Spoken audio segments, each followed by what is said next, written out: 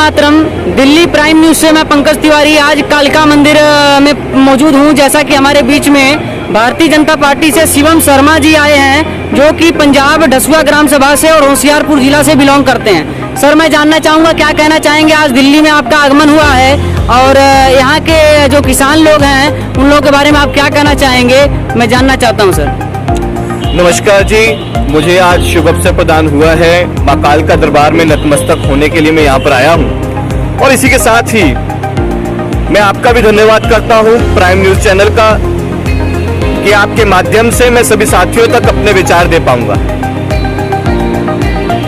मैं किसी राजनीतिक टूर को लेकर के दिल्ली में नहीं आया। मैं अपने कंडी क्षेत्र और दसों विधानसभा की कुछ समस्याएं ऐसी हैं जो भारत सरकार के अंतर्गत आती है। मैं मंत्रियों तक वो बात पहुंचाने के लिए और उन समस्याओं का समाधान करवाने के लिए यहां पर आया। इसी के साथ ही आपने एक और मुद्दा रखा किसानों का। किसान हमारे भाई हैं, अन्नदाता हैं।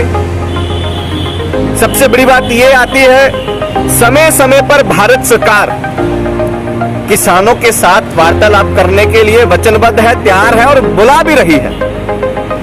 और भारत सरकार बार बार कह रही है कि यदि किसी चीज में तीनों आपको जो बिल है उसमें कोई अमेंडमेंट करना है तो अमेंडमेंट करने के लिए हम लोग तैयार हैं। लेकिन मैं समझता हूं एक ही चीज पर अडिग रहना, एक ही विचारधारा को लेकर के चलना कि ये बिल ही कैंसिल हो जाने चाहिए, मैं समझता हूं ये भी गलत है।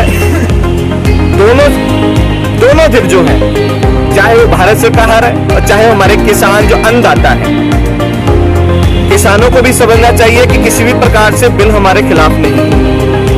बिल हमारे हक में ही है और बिलों को बड़े आराम से पढ़ना चाहिए, देखना चाहिए, समझना चाहिए। अगर यदि कहीं लगता है तो अमेंडमेंट भी करानी चाहिए, तो उसमें अमेंडमेंट करने के लिए भारत सरकार भी तैयार है। यदि आप कहें कि बिल को कैंसिल किया जाए, ऐसा नहीं हो सकता, ये भारत सरकार ने पहले भी किया। तो ये आप सुन रहे थे शिवम शर्मा जी को भारतीय जनता पार्टी से। और जैसा कि सबने देखा और सर ने बताया कि इस बिल के बारे में आप लोगों को जानकारी मिली। ये एक क्षेत्र नेतृत्व के व्यक्तिगत जो कि फॉलो करते हैं भारतीय जनता पार्टी को।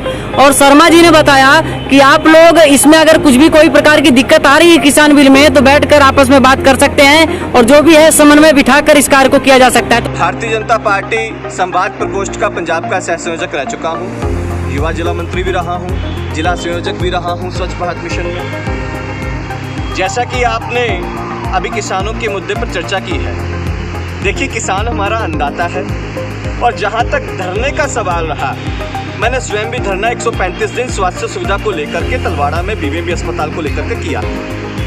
धरना व्यक्ति अपनी मांग को पूरी करने के लिए ही लगाता है, जब उसकी सुनी नहीं जाती तो वो धरना लगा लेता है। ठीक है, लोकतंत्र है, धरना प्रदर्शन होना चाहिए।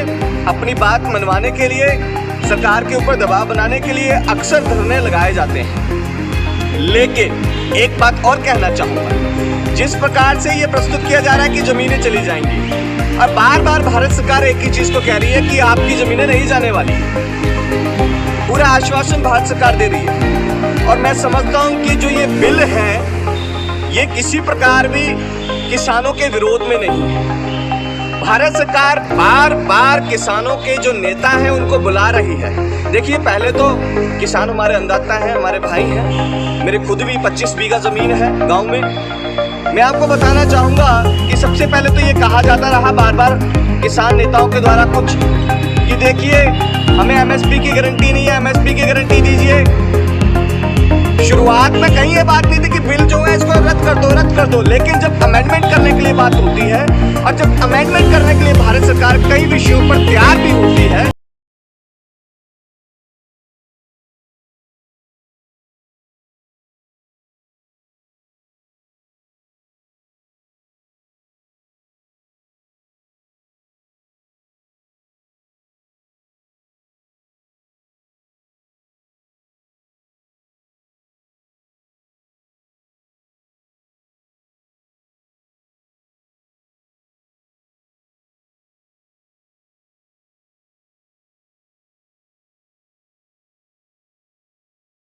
जिस जगह पर उनको लगता है भारत सरकार के साथ जिस प्रकार से भारत सरकार उनको बुला रही है, उनको आकर के इस चीज़ पर बैठक करके बड़े शांतिमय से अमेंडमेंट करके इसका जल्द से जल्द जो है हल निकालना चाहिए।